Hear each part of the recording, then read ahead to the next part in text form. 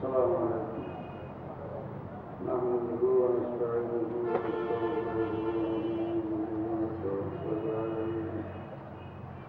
ونعوذ بالله من شرور أنفسنا ومن سيئات أعمالنا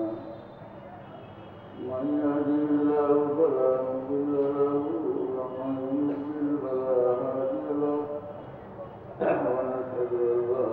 إله إلا الله وحده لا شريك له ونشهد أن محمدا عبده ورسوله أما بعد أعوذ بالله من الشيطان الرجيم بسم الله الرحمن الرحيم يوم ترونها تذهل كل مرضعة عما أرضعت وتضع كل ذات حمل حملها وترى الناس سكارى وما هم بسكارى ولكن عذاب الله شديد صدق الله العظيم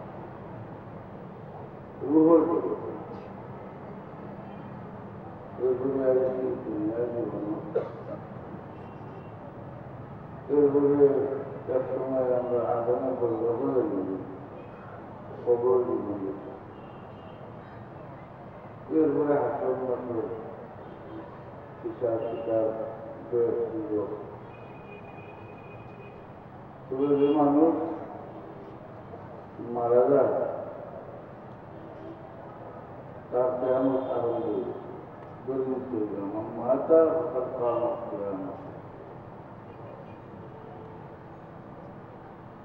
তো আমাদের আয়াতটি তফসির করবার কেয়ামত এখানে শরীর সময় ভূমিকম্প আল্লাহ ভূমিকম্পর সময় তোমরা দেখবা تذهل كل مرضعة عما أرضعت দুধ খাওয়ার মা হলে বাচ্চা পাবে وتضع كل ذات حمل حملها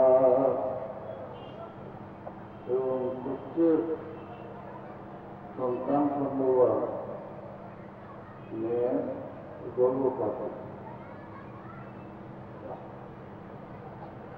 وترى الناس سكارى وما هم بسكارى মানুষের দেখবা যেমন মাথার আসলে এরা মাথার নয় পাগল নয় ولكن عذاب الله شديد আসলে আল্লাহর আযাব খুব কঠিন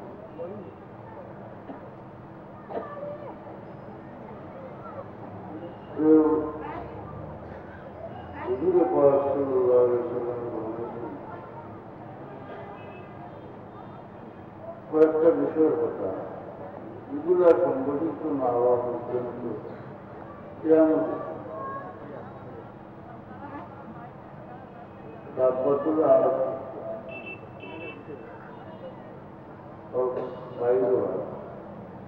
দজ্জালর আবির্ভাব, ঈসা আলাইহিস সালামের আগমন, ধুমা বাইর হওয়া, আগুন আগুন বাইর হওয়া ইত্যাদি সারা এবং কৈশোরী সূর্য উঠে এর আগে কিয়ামত। এটার মাঝে একেবারে শেষ আলামত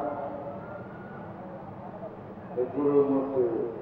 এটা অত শৃঙ্খলা হওয়া যায় না, ওই যে ভূকম্পন যেটা ভূকম্পন, এদিন মানুষ পরিমাণ পেরেশান হল যে বুঝা এই বইটা মাথার অবস্থা কোন সুযোগ নাই। আল্লাহ বলছে আসলে এটা মাথার নয়, যে কি আল্লাহ আল্লাহ বড় কঠিন হতো, আল্লাহ বলে বই আমার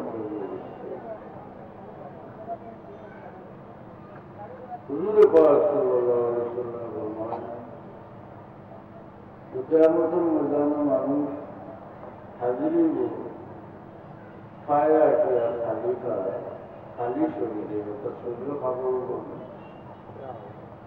আয়সা সিদ্ধতা রেখে আল্লাহ আমার দিকে মানুষ কি উলঙ্গ অবস্থাতে আমাদের ময়দানে হাজিরি করি, মানুষ যখন আগে দেখব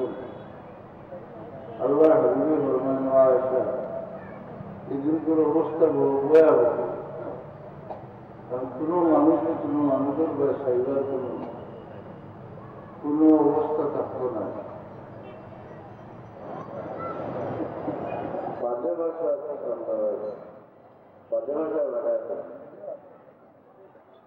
বর্তমানে বাঘ একটা বড় বাঘ শুধিয়ে দিল মানুষ রয়ে গেছে বেশি बच्चे चिड़िया माए बालिश দিয়ে দেবে পাগল গরুতে ফেলে গেছে, বাচ্চা বলে বলে বালিশ দিয়ে এবং অন্য মানুষ বহু জায়গায় রয়ে গেছে, একটু স্থির হয়েছে, তার কিন্তু তখন অভয় রয়েছে, তখন মাঝে যে আপনার সফল না সফল হয়ে পড়ে দুনিয়ার পাগল হয়ে যদি সফল হয়ে হয়ে যাওয়ার কোনো বিষয় না। শুরুতে নিয়ে না বাড়ি দিয়ে যাওয়া বুঝবে না, কিয়ামতের ভয়াবহতা চলছে একটু মারা কি অবস্থায় তথ্যের পরিবার চাইবার কথা হুজুরে পাক সাল্লাল্লাহু আলাইহি ওয়াসাল্লামের দিনপুর অবস্থা বড় ভয়ানক, কোনো মানুষের চাইবার কোনো অবকাশ থাকতো না। আল্লাহ রসুল্লা জানলায় মাতাল আসলে মাতাল না আল্লাহ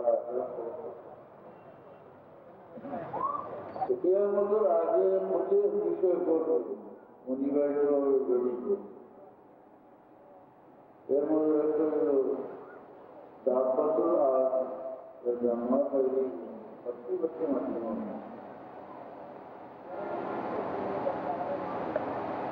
নিজে মানুষ ওভারও থাকে দজ্জাল হয়ে দজ্জালও ফিতনা বড় মোটা ফিতনা, বড় ভয়ানক ফিতনা।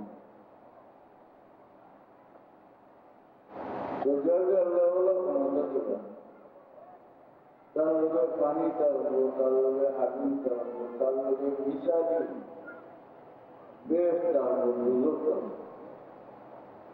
মান্যওয়ালা বেশ টানবো মানতে নাই দুজো হারাই দিব আমার দেখবা ব্যস্ত হয়েছে। হাদিস শরীফে আছে ফানি থাকবো, আসলে এই ফানি হইল আগুন, আর তার কাছে যে আগুন থাকবো এটা আসলে ফানি, কিন্তু বাহ্যিক সুরত এটা তো মারাত্মক একটা পরীক্ষা নিল না। কেউ হাদিস শরীফ থেকে সহি হাদিস শরীফ থেকে আপনারা এখানে অবশ্যই হলে জানুন যে মদিনা শরীফ শহরও দজ্জাল হামাইতে পারত না, জানেন নি কেন? হাদিস শরীফও আছে মদিনা শরীফের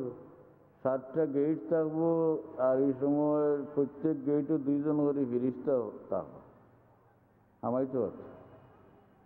ইতানি চিন্তা করছেন। আবার হরম শরীফও আল্লাহর হরমও হামাইতে পারত না, ইনও বুঝাইলাম আল্লাহর হরম। আর দজ্জাল লইয়া যে ইনও হামাইতে পারে না, এর কারণ কিছু মূল কারণ তো ওটাও নানি জনাব মোহাম্মদ মুস্তাফা সাল্লাল্লাহু আলাইহি সাল্লামের শহর ইনও হামাইতে পারত। সেই হাদিস শরীফ আছে দজ্জাল লইয়া মদিনা শরীফের উপকণ্ঠে উপনীত হইব, খান্দা তাইব। তখন মদিনা শরীফ থেকে একজন মানুষ বাড়িবা, এই সেই সময়কার দুনিয়ার সবচেয়ে বালা মানুষ অথবা বালা